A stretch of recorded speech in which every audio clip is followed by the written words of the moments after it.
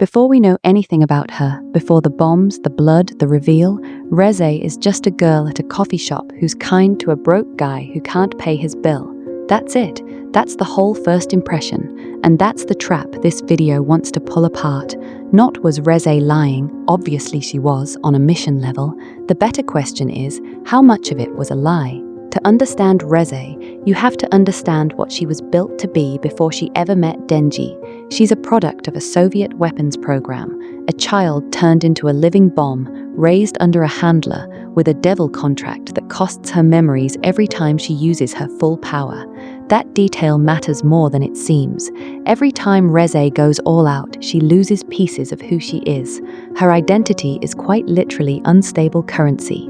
So when we ask whether her feelings were real, we're asking a harder question than real versus fake. We're asking whether someone raised like this even has a stable self to be honest or dishonest from Niederschrusen. This isn't an excuse for what she does later, but it reframes it. She's not a mastermind manipulator in the Makima sense. She's a soldier running a mission with a ticking clock on her own personhood.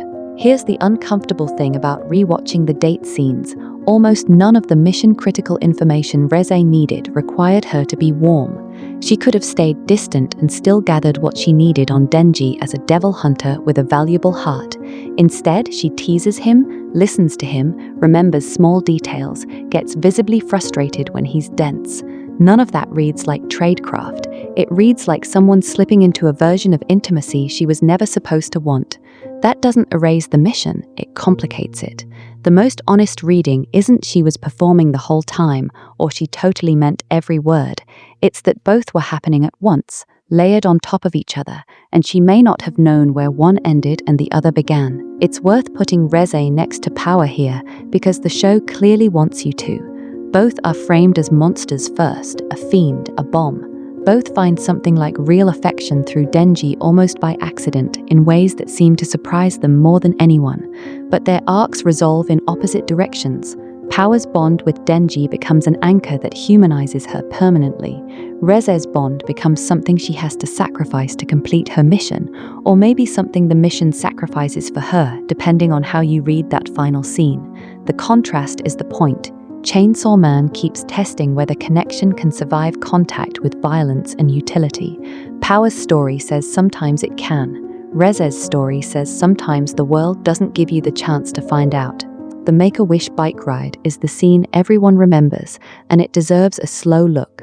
On paper, it's a small, silly moment. Two people on a bike, a shooting star, a wish neither of them says out loud. But it's staged like the one unguarded moment in the entire arc. No handler in her ear, no target to assess.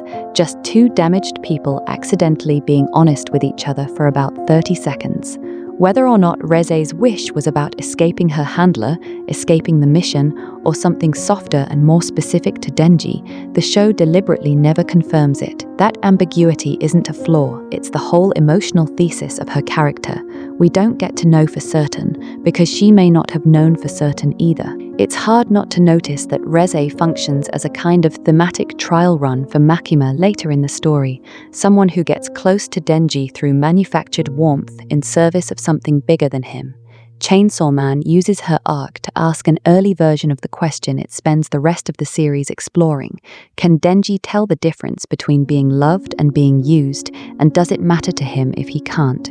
The difference is that Reze, unlike Makima, seems to genuinely struggle with that line herself.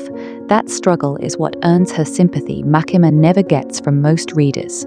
With the Reze arc getting its own movie, the thing worth watching for isn't just the action set pieces, it's whether the adaptation preserves that ambiguity or flattens it into a clean, she was using him or she really loved him answer.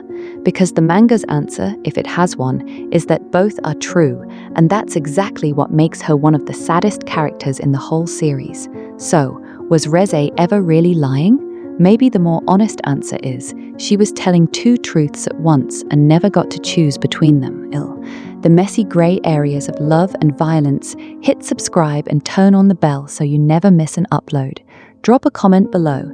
Do you think Reze's feelings were real, or was the mission always going to win? I read every single one. Thanks for watching. Stay chaotic, stay human, and I'll see you in the next one.